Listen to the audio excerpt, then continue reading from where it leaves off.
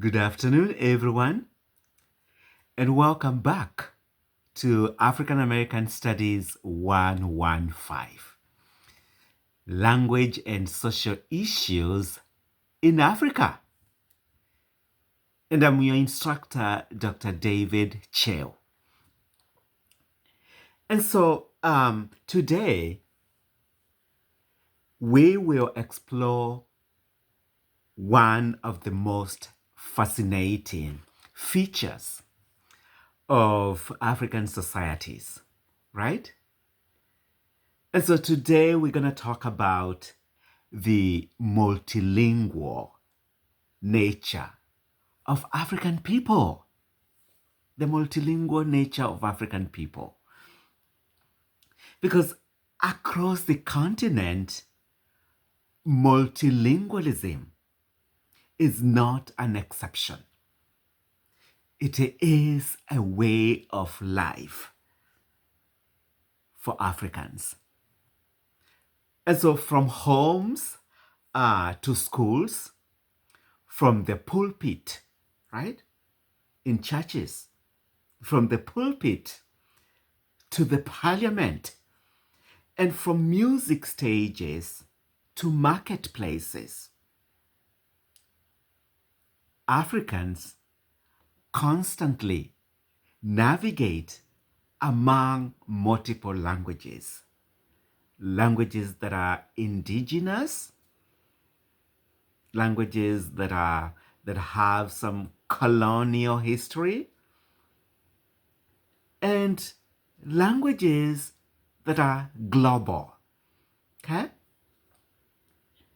And so language in Africa is a resource for connection. It's a resource for connection. It's a resource for survival. It's a resource for identity. And it reflects how Africans have adapted to complex histories of trade, colonization, religion, and globalization. And so let's remind ourselves what we talked about in our first lectures. Lecture 1, 2, and 3 is somewhere there. We had a lecture about the linguistic landscape of Africa. And that's what I want us to remind ourselves or to revisit. We've already seen that Africa is home to roughly 2,000 to 2,500 languages that are categorized into 4 major language families, right? And so we've seen the Niger-Congo family of languages that include Kiswahili, Zulu, Kikuyu, Kamba, right? And then we also have the Afro-Asiatic family of languages that include Amharic, Somali, right? And the third category is the Nilo-Saharan family of languages that include languages such as the Luo language of Kenya, Uganda, Tanzania, Dinka language of South Sudan, Kanuri language as well. And then the fourth category, we came across the Khoisan family of languages, the clique languages of Southern Africa, right? And so most Africans speak 3 or more languages throughout their lives. They'll have a home language, a national language or a regional lingua franca, so to speak. They will also have a foreign or colonial language such as English, French, or Portuguese, right? And later on, we'll see, we'll also come across Chinese language, that is Mandarin Chinese language, that is also coming up in the African continent. And so I'll give you the examples of Kenya. In Kenya, people commonly speak their mother tongue. They also get to speak Kiswahili as their national and official language. And they also have English, that is their official language. And in Cameroon, it is common to hear people speak a French. People will also speak English in Cameroon, and local languages such as Ewodo or Fulfude, right? And in Senegal, you will hear people speak Wolof. They also speak French and some Arabic expressions that are used in daily life, right? And so allow me to give you illustrations of multilingualism in practice. Multilingualism in practice. We have Dr. Sarah Kay of Kenya, who is a Kenyan gospel artist and scholar who sings in English, Kiswahili, and Igekoi. Her songs, I Made It in English, Gashobere in Igekoi, and Pale Kilele in Kiswahili show the power of language to reach diverse audiences and express faith across linguistic lines, right? And so allow me to give you the example, a second example of President Paul Kagame of Rwanda. Paul Kagame speaks Kinyarwanda, right? Kagame also speaks Kiswahili. You'll hear Kagame speak English and French.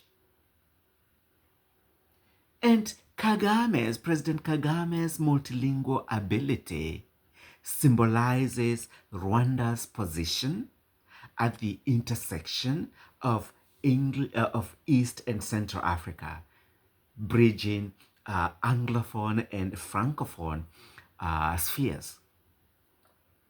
And then I'll give you the famous anecdote of President Donald Trump, who once asked President Cyril Ramaphosa of South Africa where he learned English. And so this was a question, that was asked in the White House, right? Here in the United States, it's called White House. And then you go to Africa, to Kenya, Tanzania, they call it State House, right? So a question that reveals Western misconceptions about Africa. Well, Africans are, in fact, among the most multilingual people in the world. And then I'll give you the fourth example, or the fourth illustration of how multilingualism is done, happens in the African continent. I'll give the example of Dr. Ali Mazrui's triple heritage in 1996 that remains a key framework. Dr. Ali Mazrui explains Africa's cultural and linguistic heritage as a blend of indigenous African traditions and 2, Islamic influences, and 3, Western or European legacies, right? And so Africans live these three heritages linguistically, switching among African, Islamic, and European tongues on daily basis. Isn't that cool? Right? And so, allow me to talk a little bit about religion and multilingual worship. Right? Because the African continent is pretty much religious. They practice multiple religions there. There's Christianity, local or indigenous religions, Islam, uh, Hindu, so to speak. And so places of worship across the African continent happen to be powerful spaces of multilingual expression. And in many churches and mosques, pastors, bishops, imams switch languages mid-sermon to reach all congregants that they have in their place of worship. And I'll give you the example of a pastor in Nairobi, for example, who may preach in English, switch to Swahili for emphasis, and then quote a Bible verse in Kikuyu or Kamba, right? And then in Tanzania, a Lutheran bishop may deliver his message in Swahili, while a translator repeats it in English or Maasai for visitors or local members. Okay? And then we have gospel singers who often perform multilingual songs, ensuring that everyone feels included, right? And a notable example is the gospel artist Israel Mbonyi of Rwanda, right? A Christian artist who is known for singing fluently in Kinyarwanda and Swahili or Kiswahili. And so we have songs such as Nina Siri naye Yesu, anifanya niwe jasiri. Just a little bit of that song.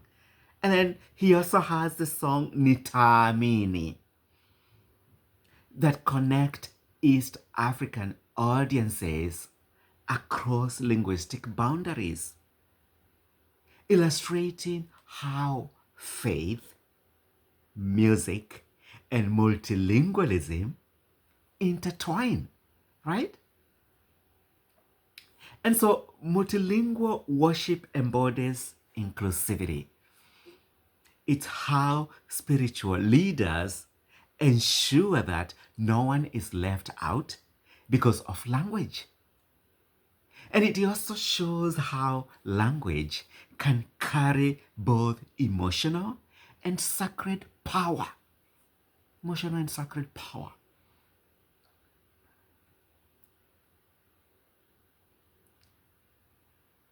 And so in Zanzibar, we have what it's called the crossroads of languages, right? Zanzibar is part of Tanzania, right? It's an island in the Indian Ocean, but it's part of what is referred today as Tanzania as a country. And so Zanzibar offers a living example of Africa's layered linguistic history.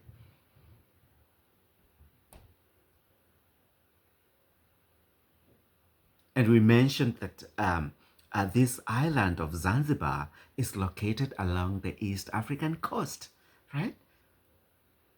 And Zanzibar has long been a meeting point for African, Arab, Persian, and European cultures, right? So the main language there that is spoken in Zanzibar is Kiswahili. And one of the theories of how Swahili language emerged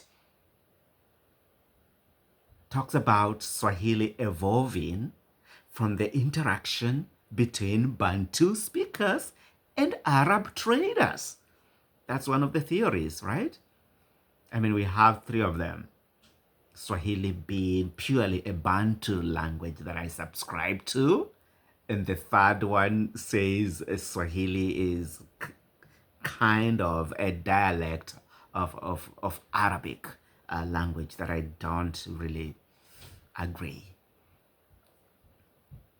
And so many Zanzibaris speak Arabic fluently, particularly those engaged in Islamic scholarship or trade.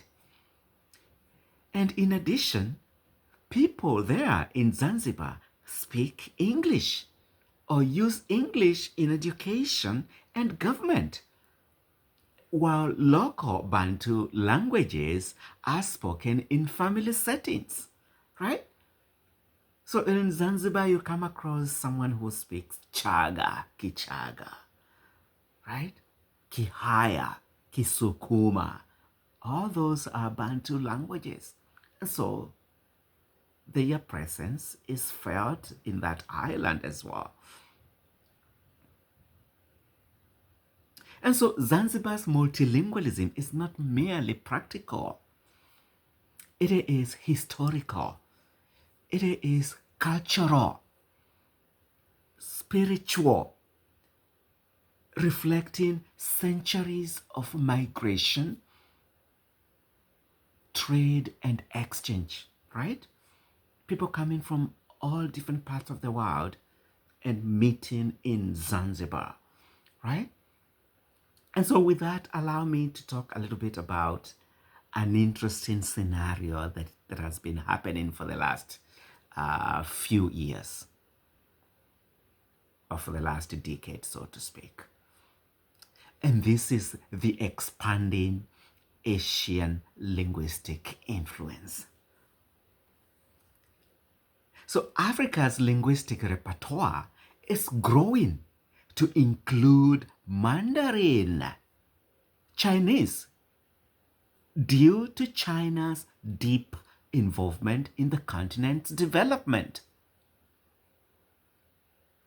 We have Confucius institutes, such as those at the University of Dar es Salaam in Tanzania and the University of Nairobi, Kenya, have introduced thousands of Africans to Chinese language and culture.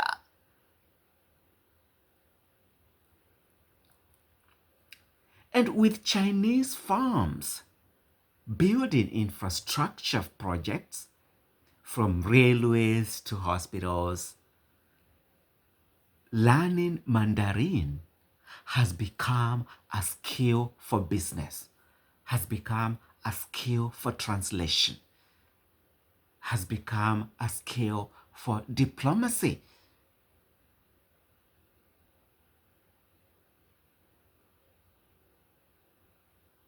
And this marks a new era in Africa's multilingual story, where Asian languages join African and European ones in shaping communication and opportunity.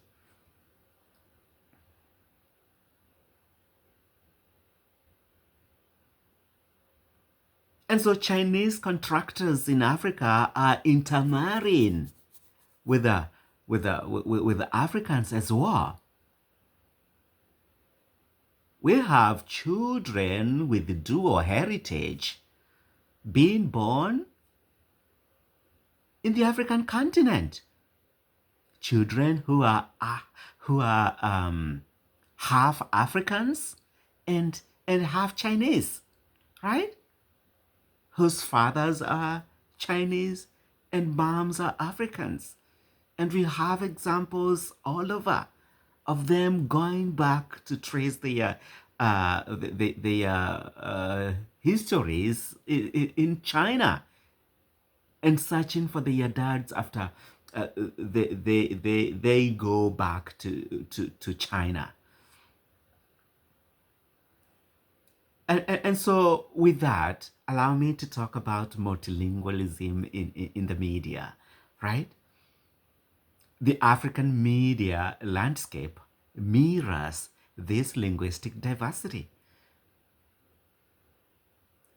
And in Kenya, we have Royal Media Services that operates channels such as Citizen TV that broadcasts in both Kiswahili and English. We have Inoro TV that broadcasts in Kikuyu, Ramogi TV that broadcasts in Luo, and Vuka TV that broadcasts in Luya.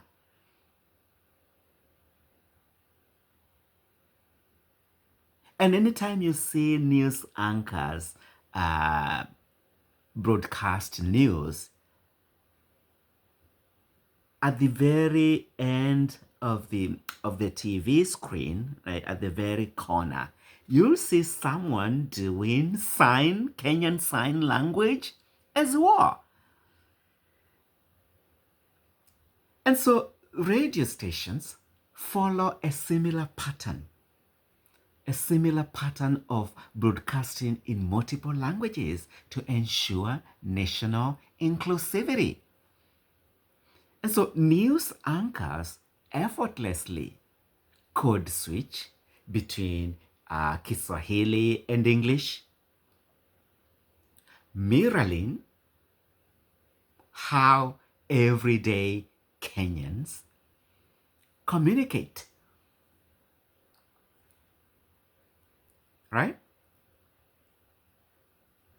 And so with that, I'll talk a little bit about multilingualism in public service and the workplace.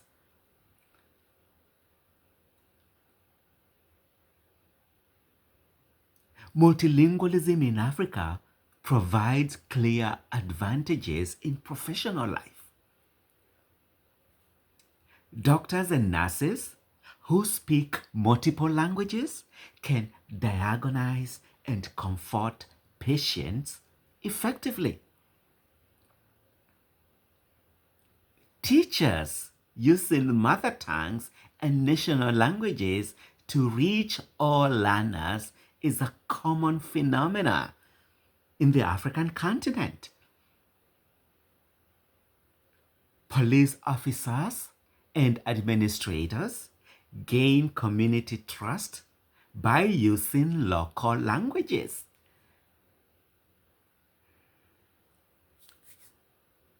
And in many African countries, job seekers, the unemployed who are trying to get a job, with multilingual abilities have better employment prospects, especially in government and business sectors. Multilingualism, therefore, is not just cultural capital, it's economic capital.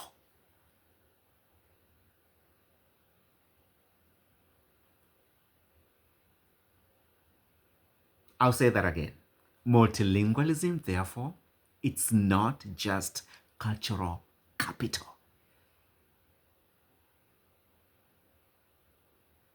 It's economic capital. And so allow me to give you my example, my personal story. That is a living example, right?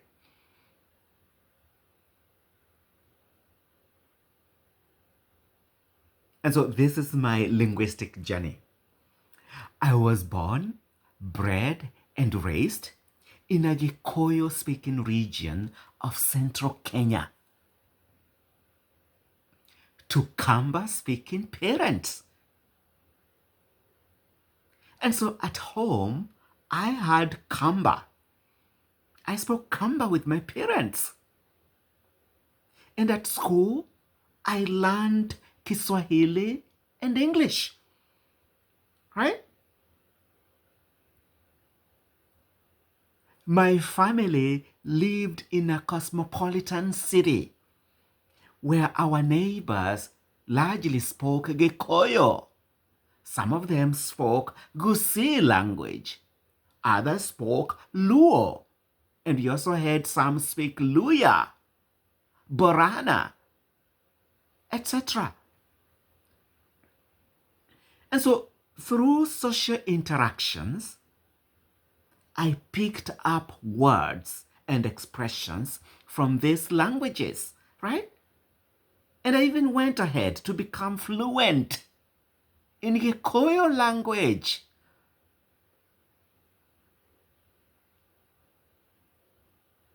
And so this exposure made me linguistically adaptable and culturally flexible.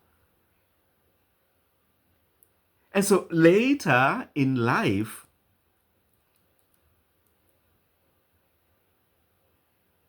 I married a Gikuyu-speaking wife.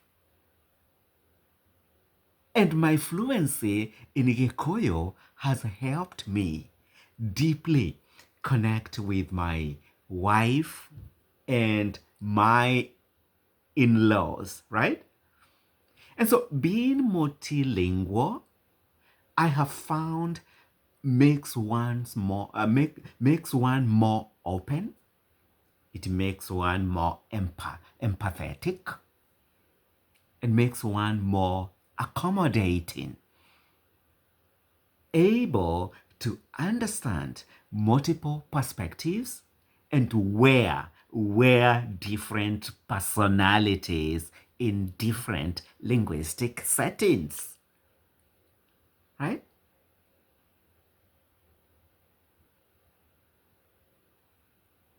I am a living example of someone who wear different personalities. I have different personalities myself that I normally utilize in different linguistic settings. And so what are some of the benefits of being multilingual? Benefits of multilingualism. Research and experience show that multilingual people tend to have a greater cognitive flexibility. They tend to display cultural empathy and social intelligence.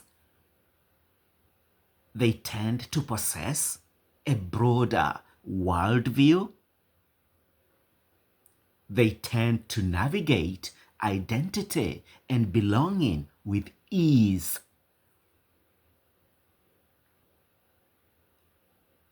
And so in Africa, multilingualism strengthens unity in diversity. That is a very vital asset in multi-ethnic societies.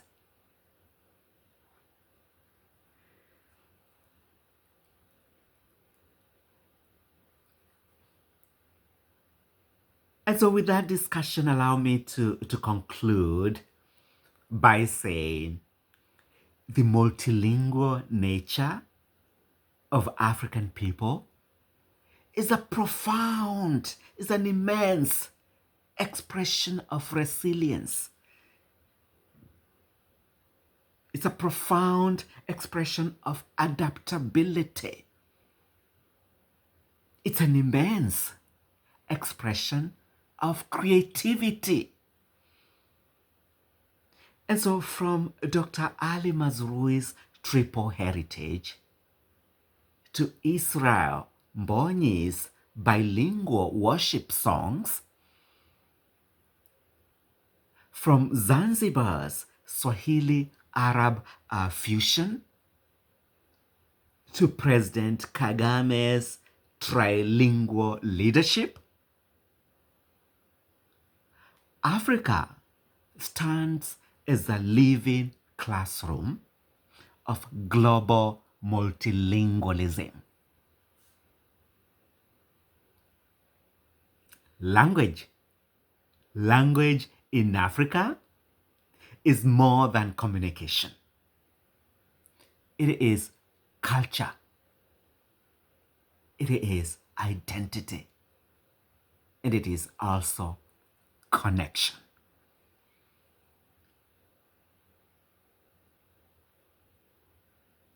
And so with that, thank you so much for being part of this lecture this afternoon. I hope you gained something about the multilingual nature of African people. And I look forward to having a very fruitful discussion session with each one of you using our 20 discussion questions.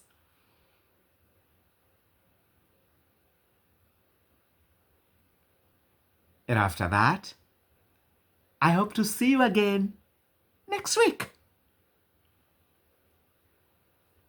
Kwaheri. Goodbye. Adios.